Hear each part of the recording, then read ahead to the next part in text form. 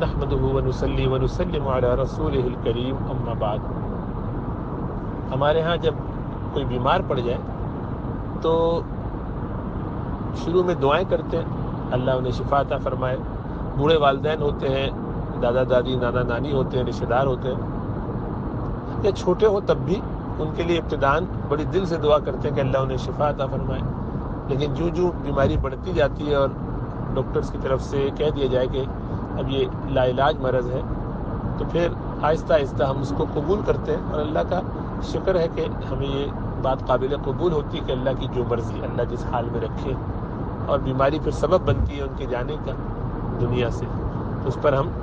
اللہ کا نہ شکراپن نہیں کرتے بلکہ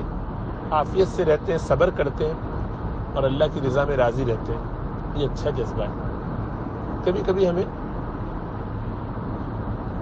یا کچھ لوگوں کو ایسی جلد بازی بھی ہو جاتی ہے کہ وہ بس اپنے طور پر یہ فیصلہ کر لیتے ہیں کہ اب یہ جو بیمار ہوئے اماں یا ابا یا کوئی اور بڑا، تو شروع ہی سے ایسا ذہن بنا لیتے ہیں کہ اب تو اس میں چل چلا ہوئی ہے۔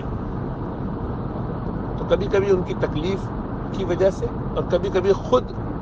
جو اس تکلیف سے گزر رہے ہیں، تو ایسی دعا کرتے ہیں کہ اللہ انہیں اٹھا لے،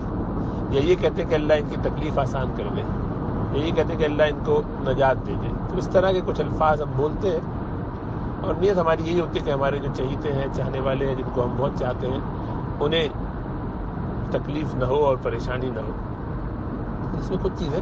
غور طلب ہے۔ پہلی بات تو یہ غور طلب ہے کہ جو ہم سمجھ رہے ہیں کہ یہ تکلیف ہے، اور ظاہر میں وہ ہے بھی تکلیف، لیکن حقیقت اس کی کیا ہے؟ کیا یہ تکلیف ہمارے لیے اور ان کے لیے، دونوں کے لیے فائدے مند ہے یا نقصان دہ ہے؟ اگر تو اس کے نتیجے میں ہمارے گناہ دھل رہے ہیں، ہم جو والدین کی خدمت نہ کر سکے، اس موقع پر ہمیں ان کی خدمت کرنے کا ایک نیا سلسلہ ہاتھ آ گیا ہے، اس بہانے ہم کچھ چھٹیاں لے کے کچھ وقت نکال کے خدمت کر رہے ہیں، تو یہ تو بڑی غنیمت بات ہے، ہم وہ حق ادا کر دیں گے۔ اس طرح ہم قیامت میں اپنے اس بوجھ سے،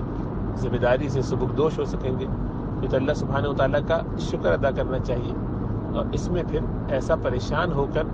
موت کی دعائیں یا تمنائیں نہیں کرنی چاہیے۔ موت کی دعا تو کبھی بھی نہیں کرنی چاہیے، سوائے اس حالت میں کہ جب وہ اللہ سے ملاقات کا شائق ہو اور اللہ سے ملنے کے لیے یہ تمنا رکھتا ہو کہ یا اللہ دنیا میں رہنے کا کوئی ارمان نہیں ہے، آپ سے ملاقات کا ذوق شوق ہے، اور لیکن اگر آپ مجھے اس وقت بلائیے جب آپ مجھ سے راضی ہوں تو میں بہت خوش ہوں گا، آپ بھی خوش ہو جائیں۔ اس طریقے سے تو الگ ہے، لیکن تکلیفوں سے پریشان ہو کر، مشکلات سے دل برداشتہ ہو کر، اپنے آپ کو بالکل ایسا سمجھنا، ڈپریشن اور پریشانیوں کا شکار ہو جانے کے بعد کہ بس اب تو کچھ نہیں ہو سکتا، تو چلو اب موت کی دعا کر لی جائے، تو ایسی صورت میں دعا کرنا دنیا سے گھبرا کے مسائل کو برداشت نہ کرنے کی صلاحیت اپنے اندر نہ پانے کی وجہ سے ایسا دعا کرنے کا سلسلہ یہ درست نہیں ہے، بلکہ ممانعت آئی ہے کہ تھک ہار کے پریشان ہو کر موت کی دعا نہیں کرنی چاہیے، نہ اپنے لیے نہ اپنے کسی چاہنے والے کے لیے، اپنے چہیتے کے لیے، کسی کے لیے بھی نہیں۔ تو والدین کے لیے بھی ہمیشہ یہ امید رکھنی چاہیے کہ اللہ انہیں لمبی عمر عطا فرمائے۔ اس کی وجہ یہ ہے کہ ان کا دنیا میں رہنا ان کے لیے تو اتنا ضروری نہیں ہے، لیکن ہمارے لیے ضروری ہے کہ ہمارے بڑے بوڑھے گھروں والے گھروں میں رہیں، رشتہ داروں میں سے ہوں، والدین میں سے ہوں، تو ان کے رہنے سے جو خیر و برکات گھر میں نازل ہوتی رہتی ہے، ہمیں اس کا اندازہ نہیں ہوتا۔ جب وہ دنیا سے چلے جاتے ہیں تو پتہ چلتا ہے کہ ہم نے کیا کیا کھویا، کیا محرومی ہے۔ کبھی تو اس کا پتہ ہی نہیں چلتا، اس لیے کہ ہم اس طرح غور نہیں کرتے، سوچتے نہیں کہ جب تک ابا موجود تھے، جب تک اماں موجود تھے، جب تک دادا موجود تھے، تو یہ پریشانیاں نہیں تھیں۔ اب دیکھو کتنی پریشانیاں ہیں، اس سے پہلے ہمارے یہاں کبھی اس طرح کا مسئلہ نہیں ہوتا تھا، اچانک سے یہ ہونے لگا، تو سمجھ میں آیا کہ اچھا وہ جو بوڑھے ہاتھ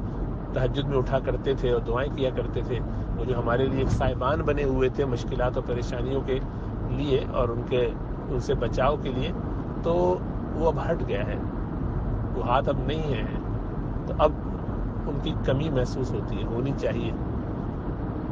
تو اس لیے ہماری ضرورت ہے کہ یہ بڑے بوڑھے باوجود اس کے کہ ان کی تکلیف سے ہمیں پریشانی بھی ہوتی ہے، تکلیف بھی ہوتی ہے، اور ہمارا امتحان بھی ہوتا ہے۔ بعض تو ایسے بد نصیب ہے کہ ان کو والدین کی تکلیف سے زیادہ اپنی پریشانی اور اسٹریس اور پیسوں کا خرچ ہونا اور ان کے علاج پر وقت لگانا اور چھٹیاں اور یہ سب چیزیں کہاں چکر میں ان کے پڑے ہوئے، اپنی زندگی ہماری خراب ہو گئی ہے، روٹین ہٹ گیا ہے، یہ سب سوچ کے زیادہ کوفت ہوتی ہے، اور اس پہ پھر وہ دھوکہ یہ دینے کی کوشش کرتے ہیں کہ تو ابا کی تکلیف دیکھی نہیں جاتی اس لیے ایسا کہہ رہا ہوں، مجھے ویسے کوئی مسئلہ نہیں. تو یہ سب نہیں ہونا چاہیے، یعنی خود غرضی نہیں ہونی چاہیے. اس میں والدین کے ساتھ، بڑوں کے ساتھ تو بڑی شفقت اور محبت کا معاملہ ہونا چاہیے، جیسا عرض کیا کہ ان کے ہونے سے تو ہمارا فائدہ ہے، ان کے لیے تو اب دنیا سے چلے جانے ہی میں خیر ہے، لیکن ان کے ہونے سے ہمارے لیے عافیت ہے. تو اس لیے اپنی عافیت کا خیال رکھنا چاہیے، اور ان کے حق میں بھی دعا کرنی چاہیے کہ ان کے لیے بھی اللہ سبحانہ و تعالیٰ جو خیر کا راستہ ہو وہ اختیار کرے. تو اللہ سے عافیت مانگنی چاہیے، یہ نہیں کہنا چاہیے کہ اللہ اٹھا لے،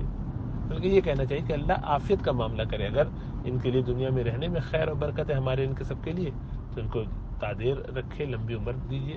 صحت والی اور عافیت والی. اور اگر عافیت ان کی اس میں ہے کہ دنیا سے چلے جائیں تو جیسے آپ کا فیصلہ، ہم اس پر راضی ہیں. لیکن اپنے طور پر خود جو ہے مایوسی کی باتیں کر کے لوگوں کے دل نہیں دکھانے چاہیے، بلکہ صبر کرنا چاہیے اور حوصلے سے رہنا چاہیے، اور اللہ سے خیر مانگتے رہنا چاہیے. اللہ ہمیں سمجھ اور شعور عطا فرمائے.